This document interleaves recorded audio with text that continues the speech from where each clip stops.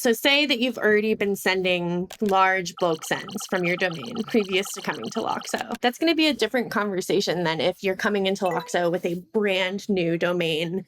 You've never used it before. You're building a new business. Initiating becoming a hiring machine sequence in 3, 2, 1.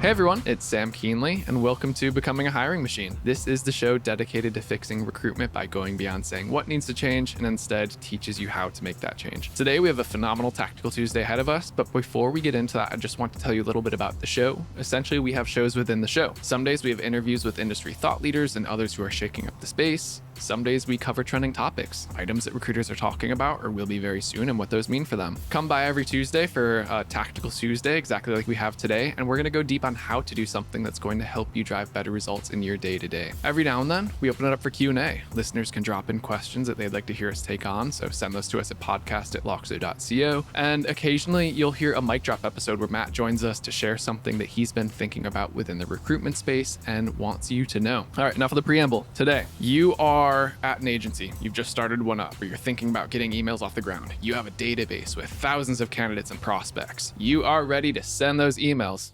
This might not be your best move. Why? Most of your emails aren't going to end up being delivered. This little thing called email domain health is a massively important item that you should understand as you start to plan out your email strategy. And that's why I'm excited to have not one, but two guests joining us today to talk through what that means for you and how you should be planning and executing your email efforts. So I've grabbed Rosalie and Logan from our team to join us for this episode. Both of you, welcome. Hey, Sam, how's it going? Hello. Oh man, I can't wait for you guys to get into this because this is so beyond my depth, and you guys are having this conversation every day with different customers and helping them out. So what we'll do is we'll tackle this from two approaches. First is like, what's this whole email domain health thing? What do I need to know about it? And then we'll get practical with it. Okay, you want to start doing it. If you're to use a tool like Loxo or any email provider, like what do you need to do so you can make sure that you've got a good email domain health, your emails are being sent, so on and so forth. So as we start at the top, you're going to teach us a little bit about overall domain health. Let's say you're a recruiter, you're ready to start sending your email campaigns. Like, what are a few steps that they should be thinking of or keeping in mind if they want to start off on the right foot? Your domain health is basically your online presence, right? And could almost compare it to a credit score, right? So, if it's bad, there's going to be blockages. And then if it's good, you're good to go. Within Loxo, a lot of folks utilize outreach campaigns, which are great. However, I think one thing we want to kind of talk about today is how we can use those rather than just throwing out an email to everybody we know. So target your outreach campaigns to the candidates that you want to reach out to, rather than emailing just a huge list of people that some of which probably you don't need to. Basically, you just want to make sure that you're not going to get blocked by big email providers. As time has gone on, they've taken a lot of steps to prevent spammers, which I'm sure we all receive here and there. And even if you're not spamming, you're actually trying to get candidates. They don't discriminate. And if they mark you as one, you will get blocked. So most software, you sign up, you get started, you're greeted with a welcome to our product. Here's how to use it. Here's some best practices. You open up a Gmail account, you're not getting this from them. They're not saying, here's best practice around how to send emails at a personal level, at a company level. So where do you find this information? Like about what they allow, any policies that they need to know about? Like are providers like Google and iCloud sharing these, or what's your experience with that been? They are not going to be forthright about it. There are certainly kind of consultants and professionals who make their whole career on this. So we definitely encourage you to be thoughtful and do your own research on this, especially in the changing landscape. Different companies have specialized products to get through these filters, especially notably Google, but I would just recommend always staying on top of it. They're not going to make it clear about what these limits and restrictions are. So staying thoughtful about who you're emailing, especially if you haven't emailed them before, is always best practice. Yeah. So common sense in a way. Like if you're on the recipient side, how would you react if you got this message? So, okay, so you've applied this common sense now and you want to put this into practice? You've got your emails that you're ready to send. Rosalie, tell us a little bit about like, what does this look like when we finally do start to move in this direction? So Loxo has a really great feature called sending via Loxo. And what this allows you to do is to bulk send in greater quantity from your domain, but utilizing our bulk send servers.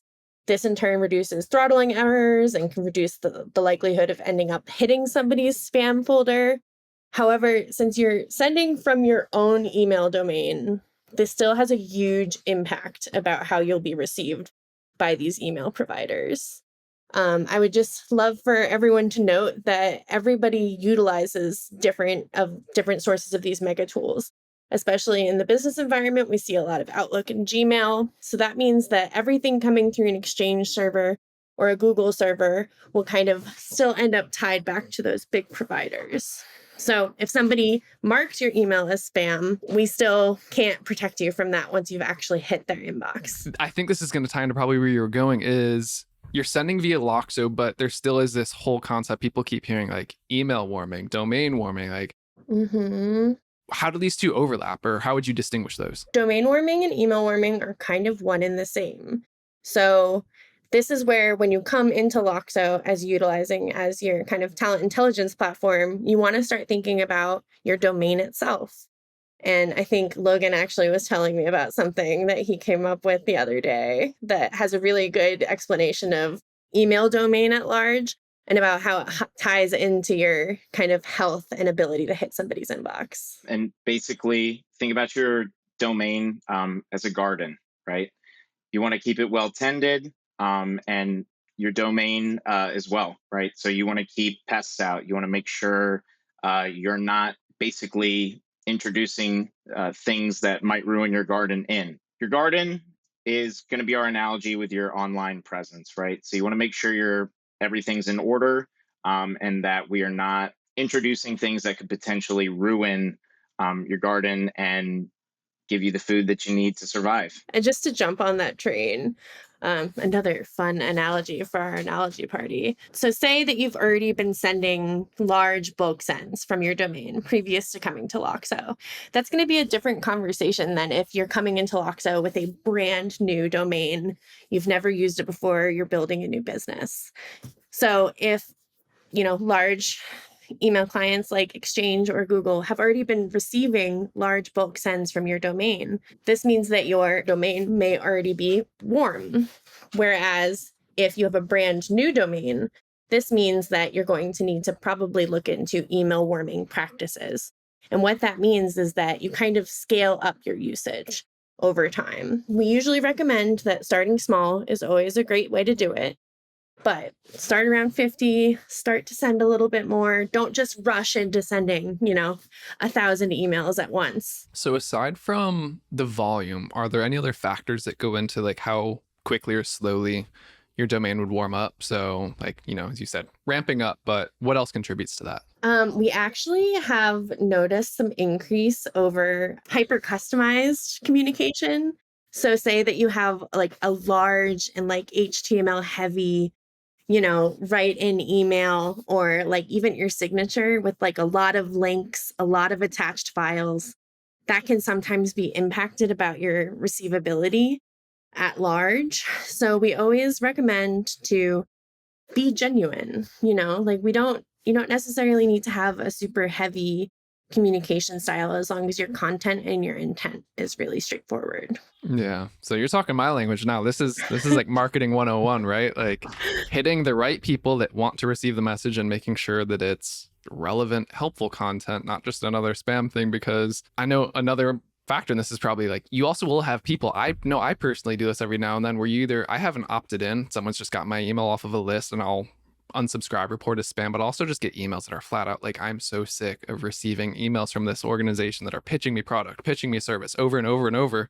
They've never once given me anything or helped me. I'm just like, you know what? I'm done with this. Report as spam. Like that factors in to domain health, right? And Sam, I'd love to let you know that you reporting them like that does impact their domain health. Yes. Well, hopefully. I don't know. I'm not an extremist with that, but again, we're here to help people. You shouldn't really be falling into this category. This is, again, like if you're empathizing with your market at the end of the day and thinking, okay, what do they care about? What can I help them with? What can I share? You should really never have to worry about like your domain health at the end of the day. You should be doing practices that are only going to contribute to it. So, Logan, I know you have another analogy because, you know, that's how we're rolling with this episode. You've got to share it. Yeah. Well, I think, Sam, to your point, I think most people are pretty empathetic, and most people do, end up just moving it into, trash like myself. But everyone has bad days, right? And everyone has kind of a boiling point, so to speak. So, you think about it. If you're to send out 7,000 emails at once, if you're getting just 1%, just 1% of that coming back or reporting as spam or unknown sender, that could take a huge hit to your domain health.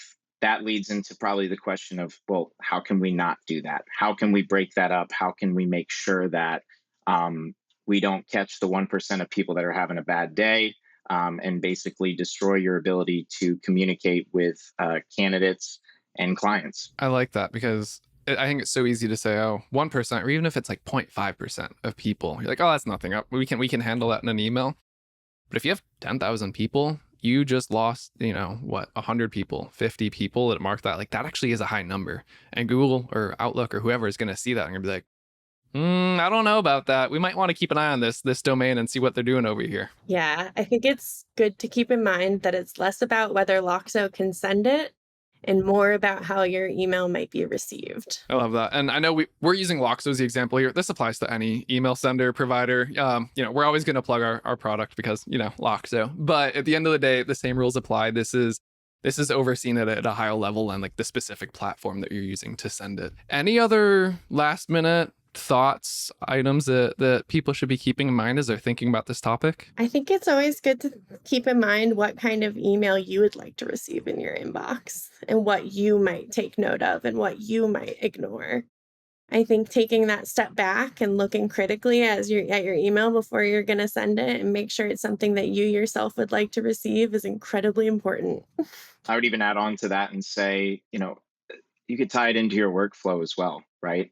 Making sure that you're managing, great candidates kind of into the talent intelligence workflow rather than trying to manage, however many responses or the ability to not send to candidates at all. So I'd say that's a pretty important piece here. Great additions. Well, this has been a masterclass for many. I'm sure. I mean, even myself, I'm learning about this. I've been in marketing for forever, but I'm always just like, I don't know. This seems a little technical for me. I'm just going to defer to the experts on it. So I'm so glad that you all joined. And this ties in super well with an episode that I just recorded with Vivian not long ago about like email best practices, how to get people to reply, to open it. These work hand in hand. When you're doing that all together, like that's how you're going to end up at the end of the day with phenomenal domain health, phenomenal open rates, getting the replies you want from candidates, even prospects if you're doing some biz dev. So win-win. Win, 3 times win all around. So we'll take it. All right. Well, Logan, Rosalie, this has been an incredible episode. Thank you so much for joining and sharing this knowledge, expertise, wisdom. I know that recruiters are going to start taking it away and taking action on it as soon as they finish listening here. So everyone, that's a Tactical Tuesday episode for today. Until next time.